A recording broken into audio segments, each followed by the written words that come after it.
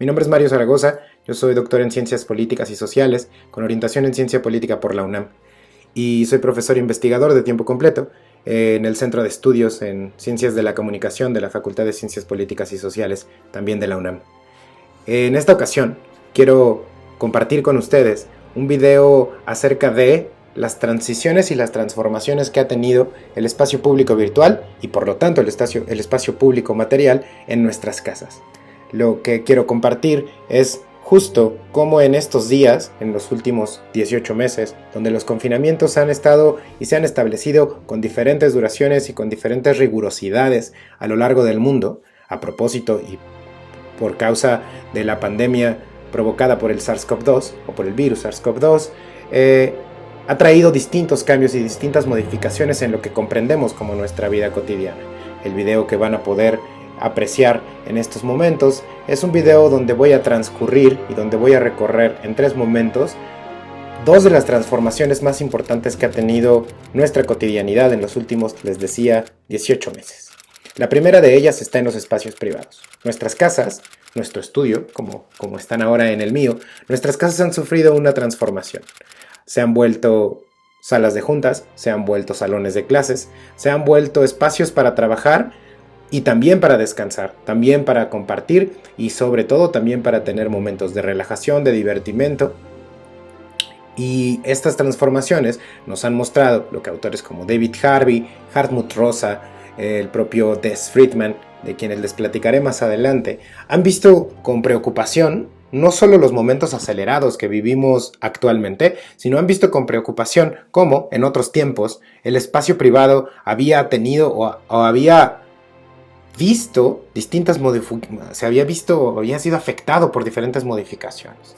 En ese sentido, es que la primera transformación que quisiera compartir con ustedes es particularmente sobre el espacio privado o sobre nuestros espacios privados. Cómo se han modificado y cómo han cambiado radicalmente las formas en cómo los pensamos y las maneras en las que nos desenvolvemos en ellos.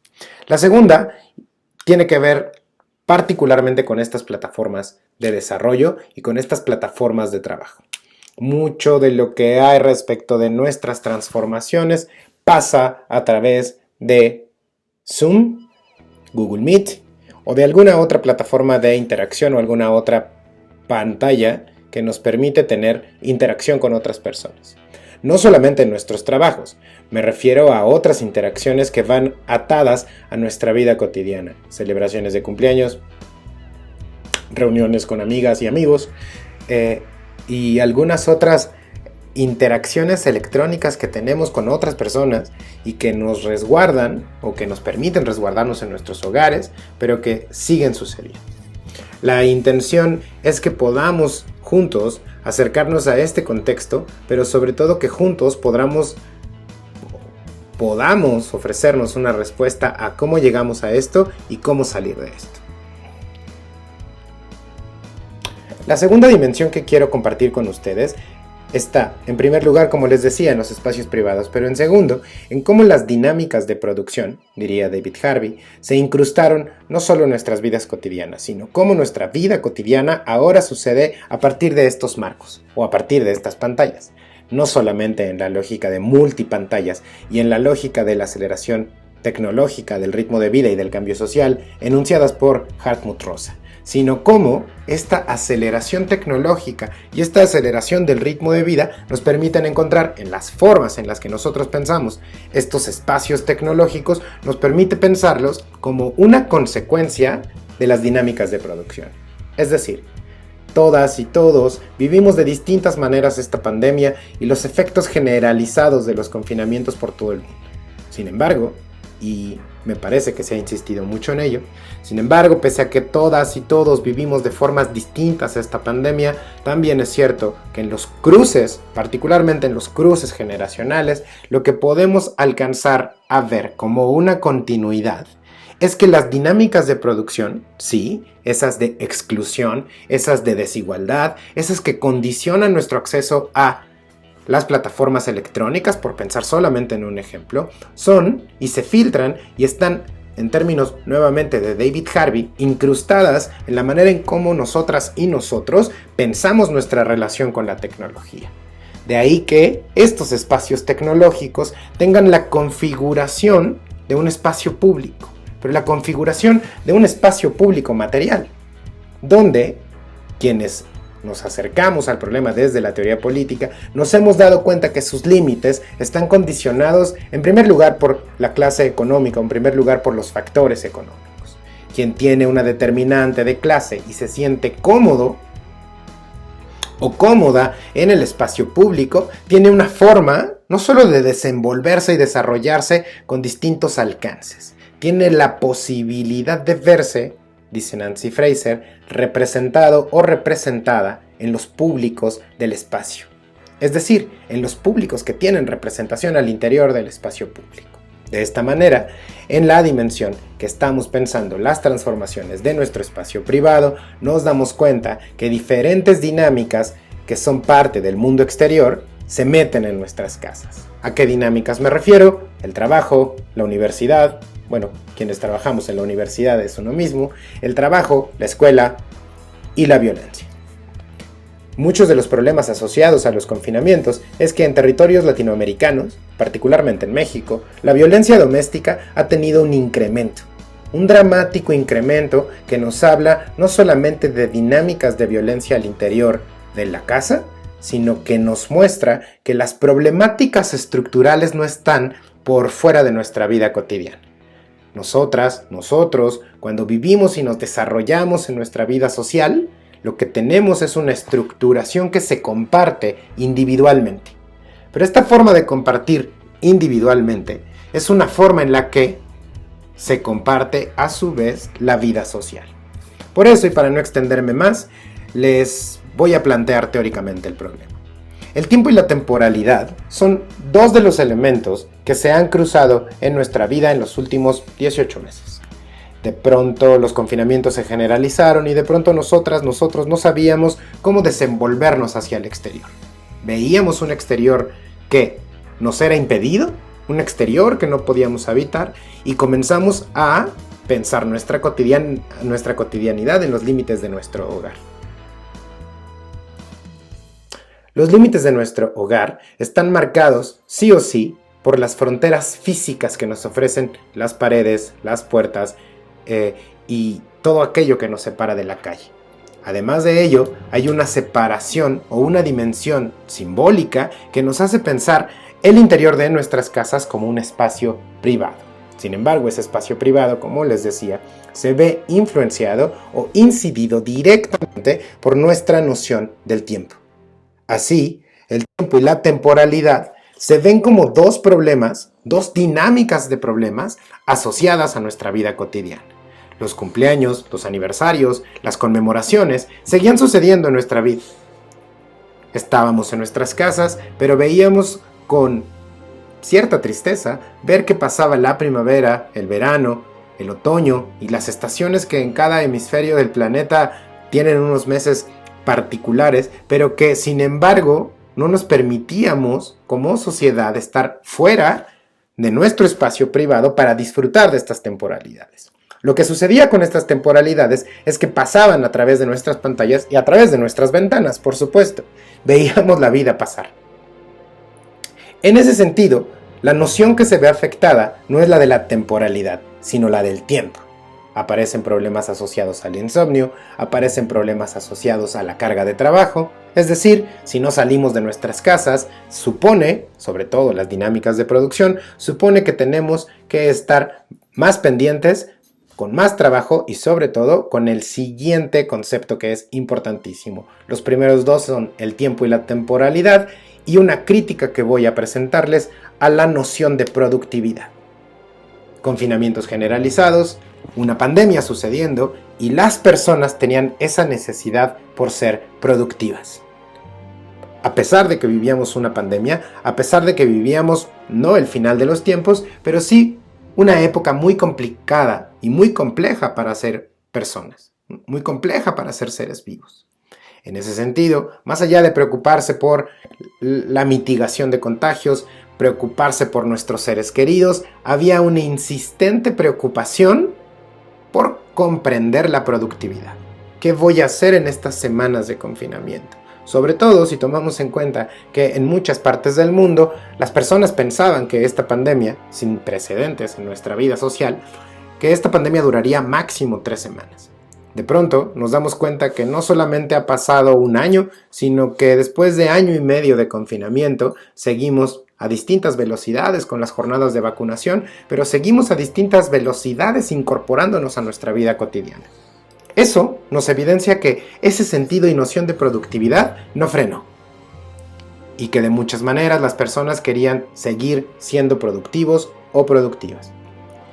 El problema que viene asociado con ello no solamente son temáticas asociadas a la salud mental o problemáticas asociadas a la salud física. Son problemas que nos muestran problemas estructurales que van de la mano del modo de producción.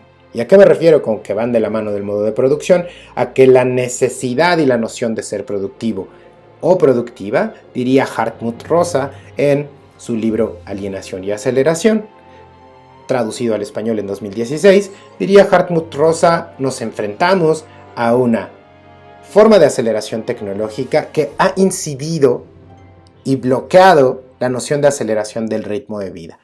En palabras llanas, queremos ir más rápido cuando no es posible. Queremos ir a toda velocidad cuando nuestro automóvil está detenido en un tráfico o en un tránsito lento donde va a estar detenido por horas. En un mismo ejemplo que pone y comparte el buen Hartmut Rosa, consideremos que un cuerpo físicamente se alivia de un resfriado en, o más o menos, 3 días de descanso.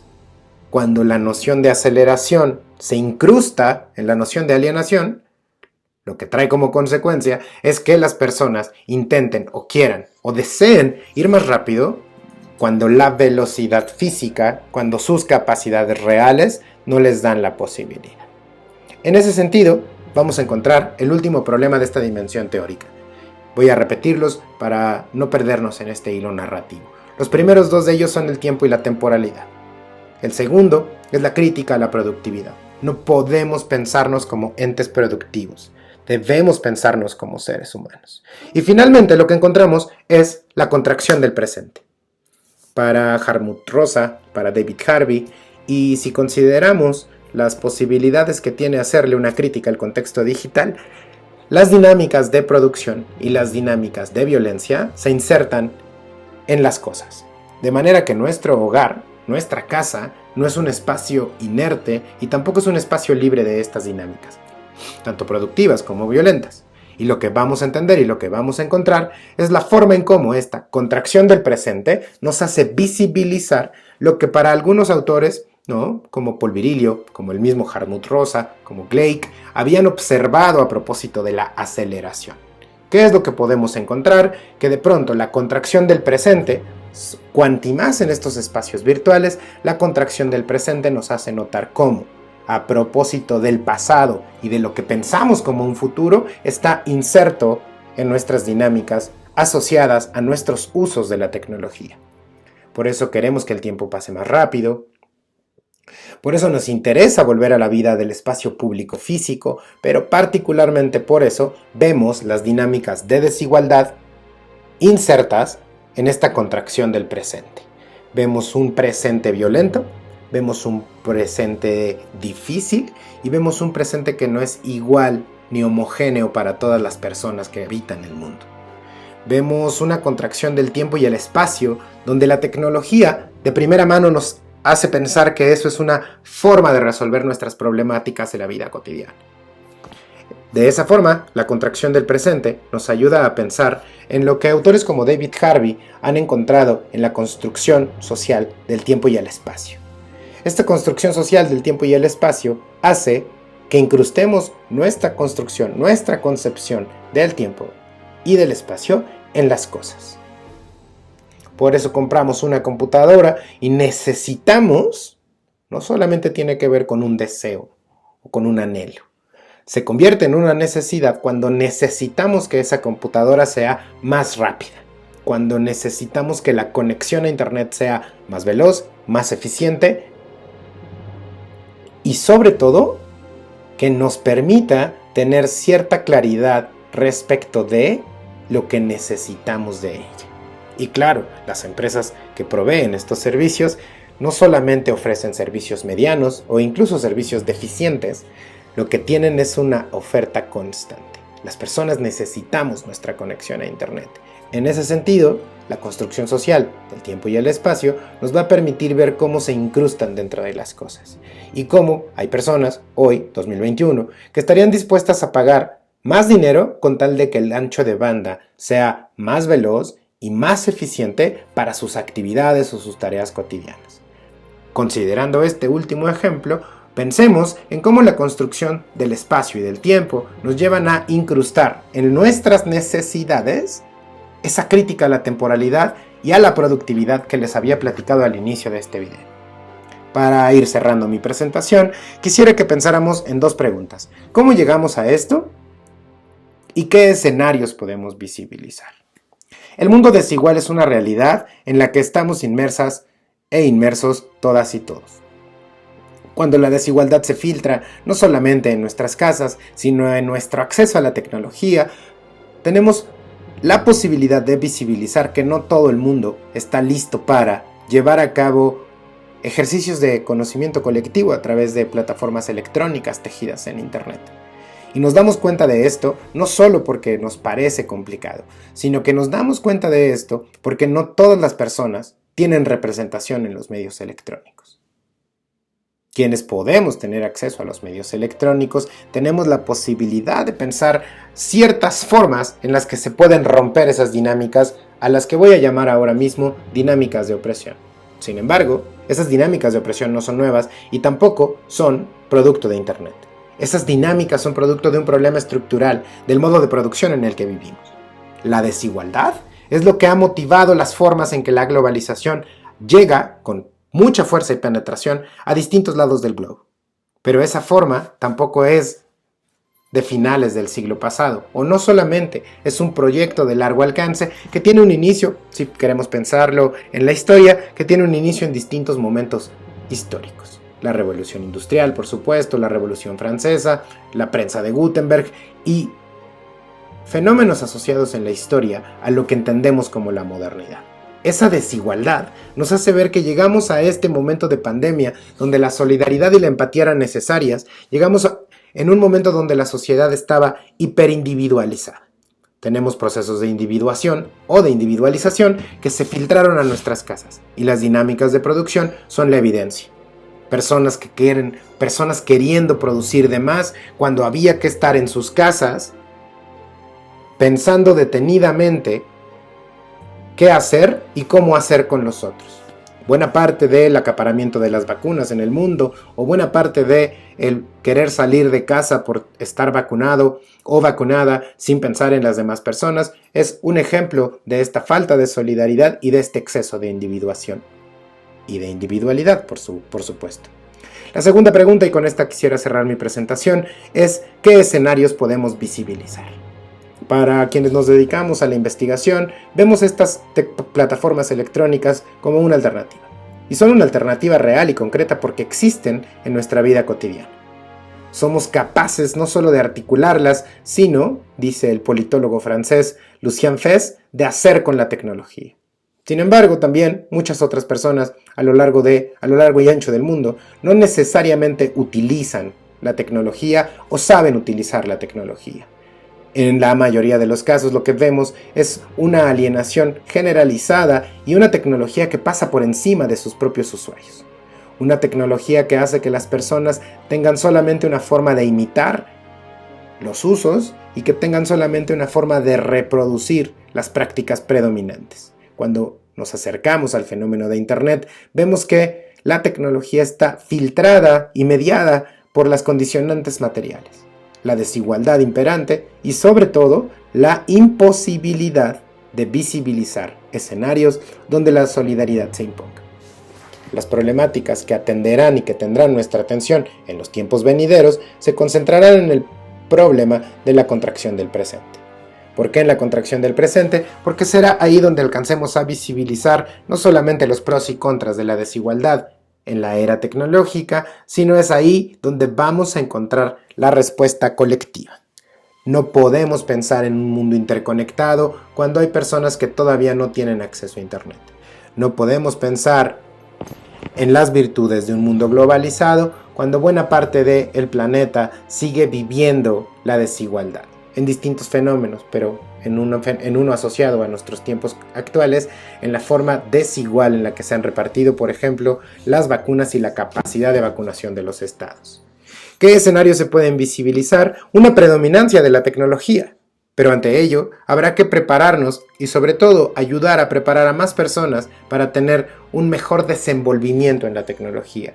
Aprender a usar la herramienta implica no solamente encontrar todas sus posibilidades, sino hacer que la herramienta pueda ser, ahora sí, nuestro aliado para convertir mundos desiguales en mundos más solidarios, para hacer que el conocimiento, por ejemplo, a través de este video, llegue a más espacios y pueda tener muchas más escuchas. Muchas gracias por su atención y seguimos en contacto y en comunicación en esta plataforma de nuestro 6º Congreso Internacional de Estudios sobre Medios de Comunicación. Muchas gracias.